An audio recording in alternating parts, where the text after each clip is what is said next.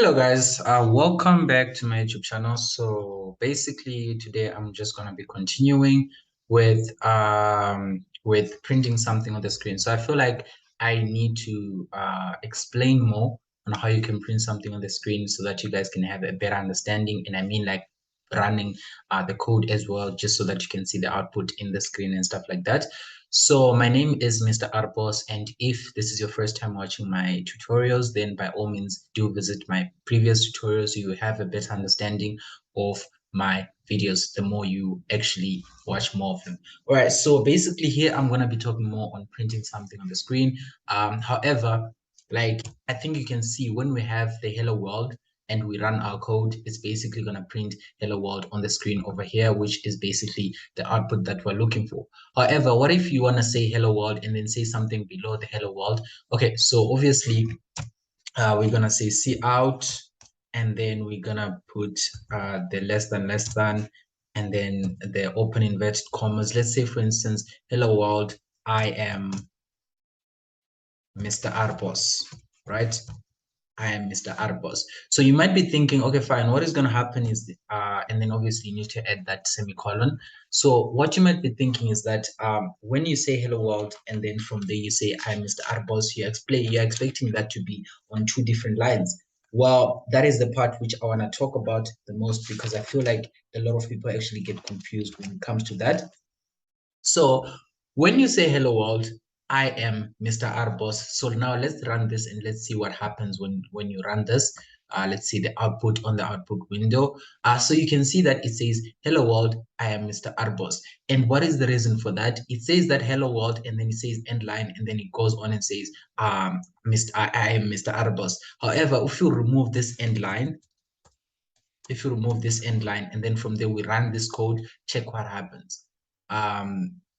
You're going to have hello world, I am Mr. Mrrboss, without actually having the code having to create a second line for the I'm Mr. Mrrboss. And you ask yourself, why is that happening? It's because when you place the stream insertion operator, and then from there you say end line, what you're basically saying is that when it's done printing out the hello world, it's supposed to go to the next line, and then it's supposed to print out whatever the next statement is, and then in this case it's I am Mr. Mrrboss. So basically what I'm saying is, whenever you're writing code and you want to print something from one line after another, then basically you can just use this method. You can write your cout, and then you can write your obviously your stream insertion operator over here, and then once after writing your stream insertion operator, then inside the inverted commas you can simply put your statement of which you want to be printed, and then you need to include the end line after the stream insertion operator,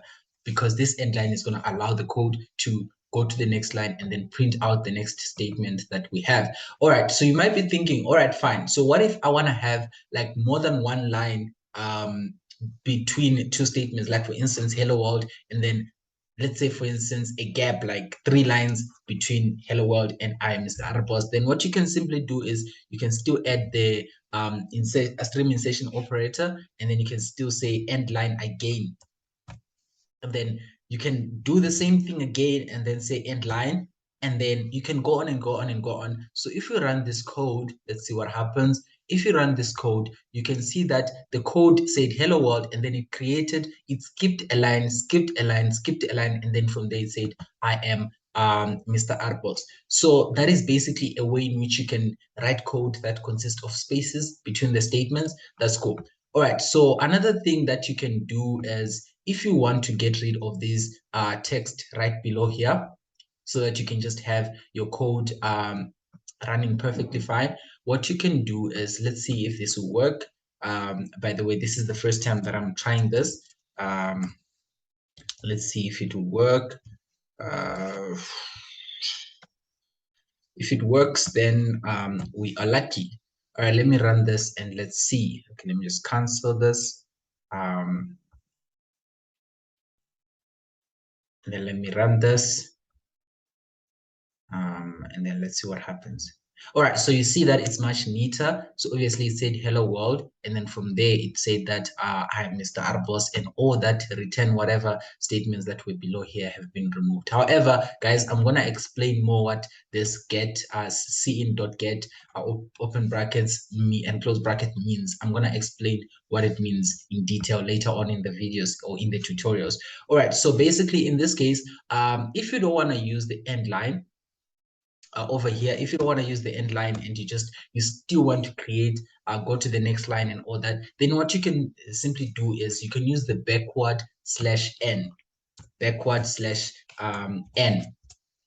So when you say backward slash n, it's the same as end line because it's going to allow you to go to the next line. So if I run this code over here, it's supposed to go to the next line. So it's going to say, hello world, I'm Mr. Mrrboss on the next line. So basically that is a function of the backslash n. However, if you want to have multiple spaces between the first statement, hello world, and also the second statement, I'm Mr. Mrrboss, then you can simply add more than one backslash. And then from there, when you run this, you're supposed to have 1, 2, 3, 4, 5. You're supposed to have that amount of space in between the statements. So in this case, like I said, hello world, and then obviously it's going to have this first line, it's going to have the second line, it's going to have the third line over here, and then it's going to have the fourth, and then our statement is going to be on the fifth line, of which it is the amount of backslash n that we basically have included.